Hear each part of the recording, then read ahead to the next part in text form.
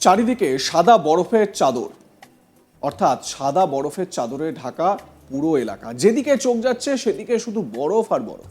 হালকা মেঘলা হয়ে রয়েছে আকাশ, বাড়ির ছাদেও জমেছে বরফ। সেইভাবে ঝলমলে সবুজ গাছপালার বদলে গাছের পাতা ঝরছে, তাতেও বরফ জমেছে। কি মনোরম এই দৃশ্য, তাই না বলুন? যেন হাজার কাজের থেকে একটু বিরতি পেলে এই রকম একটা জায়গায় ঘুরে আসতে মনটা বেশ চায়, তাই না বলুন? আর এই রকম সৌন্দর্য বেশিরভাগ দেখা যায় কাশ্মীরে। আগে হ্যাঁ, ভূস্বর্গ কাশ্মীর। বরফের চাদরে মোড়া ভূস্বর্গ দেখতে যেতে পছন্দ করেন অনেকেই। তবে সম্প্রতি সোশ্যাল মিডিয়ায় একটি ভিডিও ভাইরাল হয়েছে, যেখানে দেখা গেছে চারপাশে শুধু বরফ আর বরফ। বরফের চাদরে ঢেকে গেছে গোটা এলাকা। ভাবছেন তো এই দৃশ্য কাশ্মীরের কোনো একটা ছোট্ট গ্রামের? কিন্তু না, এ দৃশ্য রাজস্থানের। আগে হ্যাঁ, যে রাজস্থান প্রচণ্ড গরম বা উটের জন্য খ্যাত, মরুভূমির জন্য খ্যাত, সেই রাজস্থানে এবার বরফের চাদর। দেখুন ছবিটা ভালো করে।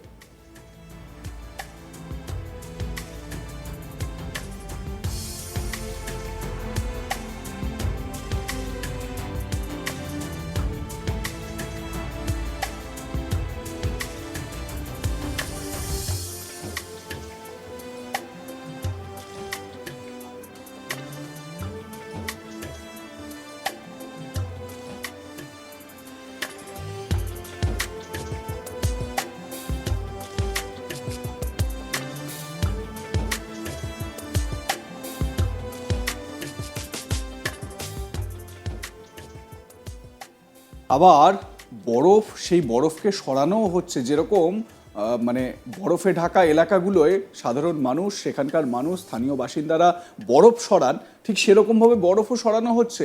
মরু রাজ্যে এবার এইভাবে বরফ পড়লো। আসলে আবহাওয়ার খামখেয়ালিপনার জন্যই এই বরফ পড়েছে। এই ভিডিও সোশ্যাল মিডিয়ায় ভাইরাল, যদিও ভাইরাল ভিডিওর সত্যতা যাচাই করেনি আজ তাক বাংলা। তবে আপনারা ওই একটি কথা শুনেছেন না, ক্লাইমেট চেঞ্জ, জলবায়ু পরিবর্তন। এইটা কি এই জলবায়ু পরিবর্তনের জন্য এই রকম পরিস্থিতি তৈরি হচ্ছে? স্বাভাবিকভাবে এটা কিন্তু গবেষণার একটা বড় বিষয়। রাজস্থানে কর্মরত এক আইএফএস অফিসার পারভিন কাসওয়ান নিজের সোশ্যাল হ্যান্ডেলে একটি ভিডিও পোস্ট করেছেন, যেখানে দেখা যাচ্ছে কাশ্মীর বা সিকিমের মতো রাজস্থানেও বরফ পড়েছে। চারিদিকে শুধু সাদা বরফের চাদর। বাড়ির ছাদ থেকে রাস্তা বা চাষের ক্ষেত বরফের চাদরে ঢেকেছে চারিদিক। তিনি ক্যাপশনে লিখেছেন, no, this is not Kashmir, this is Churu of Rajasthan, মানে রাজস্থানের চুরু এলাকা। With sees up to 50 degree in summer, such extreme weather. বলছেন যে যেখানে গরমে এখানে 50 ডিগ্রি পর্যন্ত তাপমাত্রা পৌঁছে যায় এবং এক্সট্রিম ওয়েদার থাকে, সেখানে এরকমভাবে বরফ পড়ছে। অর্থাৎ তিনি সাফ লিখছেন যে এটা কাশ্মীর নয়, রাজস্থানের চুরু এলাকা। তিনি বলছেন যে যেখানে 50 ডিগ্রি সেলসিয়াস তাপমাত্রা হয়ে যায়, সেই এলাকায় বরফ পড়ছে। আবহাওয়ার কত বদল হলে ভাবুন তো যে মরু অঞ্চলে এইভাবে বরফ পড়তে পারে। আপনারাও কিন্তু এই দৃশ্য দেখে ভুল করবেন যে এটি সত্যি কাশ্মীর বা কোনো পাহাড়ি এলাকা। দেখুন।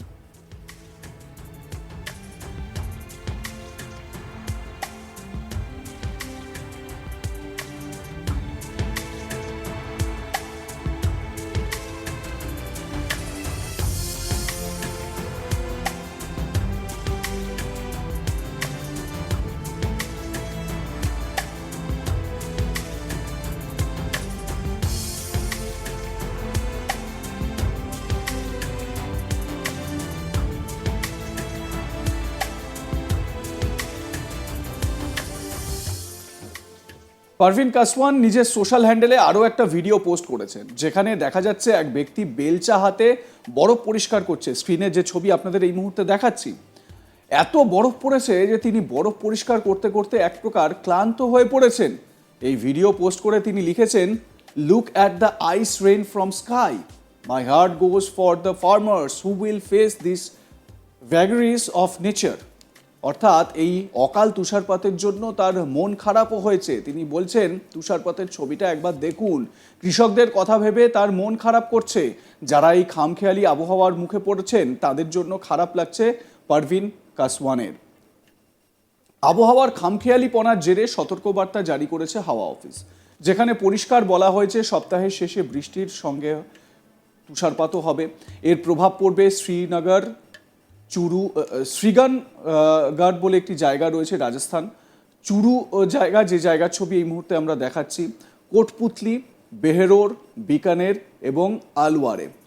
এই তুষারপাতের জেরে তাপমাত্রার পারদ 2 ডিগ্রি পর্যন্ত নামতে পারে, মানে -2 ডিগ্রিতেও নেমে যেতে পারে, এমনটাই কিন্তু বলা হচ্ছে। একই সঙ্গে জয়পুর এবং ভরতপুরে ব্যাপক বৃষ্টির সতর্কতা জারি করা হয়েছে।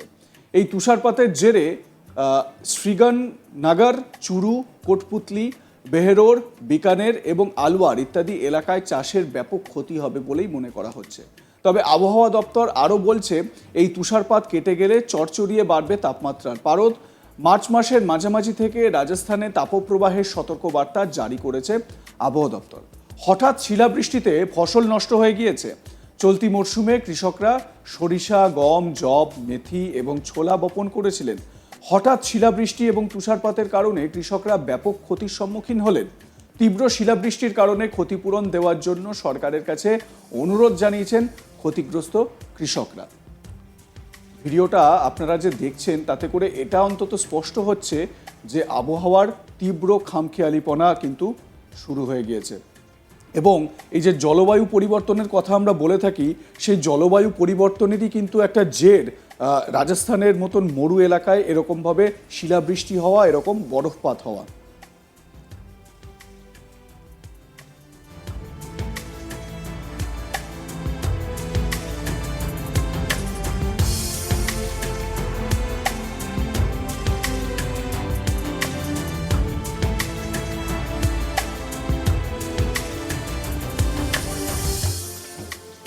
প্রকৃতি মা আমাদের উপর রুষ্ট, আমরা প্রকৃতির সঙ্গে ছেলে খেলা করেছি, এবার প্রকৃতিও তার প্রতিশোধ তো নেবেই। অনেক ভূতত্ত্ববিদ রয়েছেন বা পরিবেশ বিজ্ঞানী রয়েছেন, তারা কিন্তু এরকমই আশঙ্কার কথা বলছেন। আজ তাক বাংলা স্টুডিওতে এসে বিশিষ্ট ভূতত্ত্ববিদ ডক্টর সুজীব কর তিনি এই রকমই একটা আশঙ্কার কথা শুনিয়েছেন। তিনি বলছেন যে একটা সময় এরকম আসবে যখন দেশের বিভিন্ন জায়গা, ভারতের বিভিন্ন জায়গা পুরো সমুদ্রের তলায় চলে যেতে পারে। এবং তিনি বলছেন যে এরকমও হতে পারে যে হয়তো আপনারা সমুদ্রে, মানে নদীপথে বা জলপথে অফিস আসলেন, কিন্তু তারপর আবার বাসে করে আপনাদের বাড়ি ফিরতে যেতে হবে। এই রকম খামখেয়ালিপনা হবে পুরো জায়গার। এবং বাংলার ক্ষেত্রে স্পেসিফিকভাবে তিনি বলেছেন যে বাঁকুড়া এবং পশ্চিমাঞ্চলের বেশ কয়েকটি জায়গা, যে জায়গাগুলো রাঢ় বাংলা বলে পরিচিত, সেই জায়গাগুলো সমুদ্রের গ্রাস থেকে কয়েকদিন নিজেদেরকে বাঁচিয়ে রাখতে পারবে। দেখুন, এই রকম খামখেয়ালিপনার যে ইঙ্গিত আমরা দেখতে পাচ্ছি, যে আশঙ্কা আমরা দেখতে পাচ্ছি, সেই আশঙ্কা সত্যি হলে সত্যি বড় বিপর্যয় এগিয়ে আসছে।